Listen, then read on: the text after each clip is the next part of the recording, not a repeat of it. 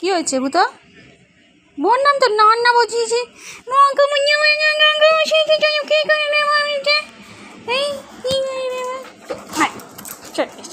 চলে এসছে দুষ্টু বানা করতে, দুষ্টু ছেলে। রান্না বসিয়ে দিয়েছি, মাংসটা না হলে পরে কী করে বলবো বল? মাংস হচ্ছে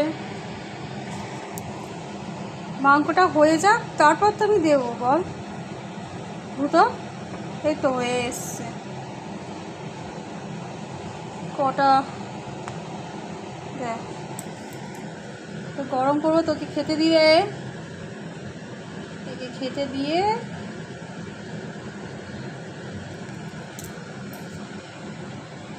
এই ভূতো কি কবি?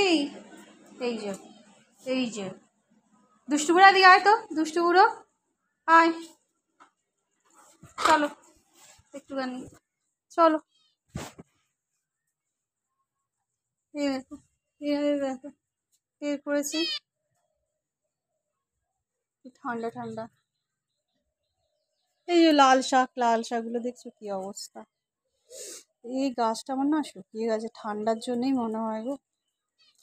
অনেক অনেক গাছ দেখো। এতে ক্যাপসিকাম দানা তো ফেলেছিলাম, এখন হয়নি। পুঁই শাকের পর এই যে আলুর চারা, আলু পুঁতেছিলাম, আলুর চারা এগুলো একটু দেখ চারা বেরিয়েছে, দেখতে পাচ্ছ? ভাবছি এতে এই একটা অঙ্কুর, ভাবছি আর একটু মাটি দিতে হবে এর মধ্যে। এই জারটা ছিল, ভাবলাম ফেলবো কেন, তো মাটি ফুটে দিলাম। তো এটা তো এখনো ঠিক করা হয়নি। আর এখানে দেখো টমেটোর চারা বেরিয়েছে কত, সব এগুলো কিন্তু সব টমেটোর চারা। এর আগেও টমেটো হয়েছিল, পাখি খেয়ে নিয়েছিল টমেটো। এখানেও ক্যাপসিকাম, আবার জল দিতে হবে। এখানে বেশি সার আছে, ভাবছি এগুলো গাছগুলো একটু বড় হলেই তারপর আবার মাটি দিতে পারবো। এখন মাটি দিলে তো আবার যদি নষ্ট হয়ে যায় চারাগুলো, কি করবো আমি জানি না, মাটির অভাবের জন্য না। আর আমার অনেক দিন ধরেই আমার শখ ছিল আলু, কি সুন্দর দেখো।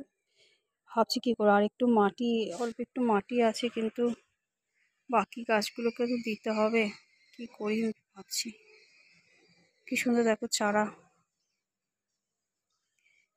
এখানে সার বলতে আমি ওই আলুর খোসা, তারপরে পটলের খোসা এইসব দিয়েছি, রসুনের খোসা, পেঁয়াজের খোসা, ওই খোসাগুলোই আমি দিয়েছিলাম, সার ছিল না তো কি করবো। তারপরে একটু চা পাতাও আছে, তারপরে রোজ ওই ডালের জল, চালের জল ওইগুলো করে দিই, দেখা যাক কী হয়।